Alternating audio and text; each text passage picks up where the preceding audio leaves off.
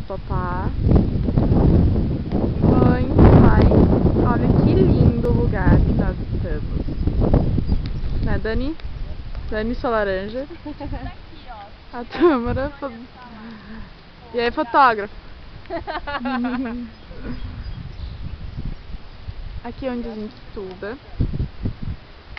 Aqui, ó, gente. Tem uns carinha ali, sei lá, arrumando tapete. Não sei o que é. E eu vou lá bem rapidinho pra vocês verem a parte da frente do colégio. Porque vir pra cá e não ver a parte da frente do colégio não é vir pra cá, né? É igual tá em Nova York e não comprar uma camiseta de I Love Nova York. Então, peraí.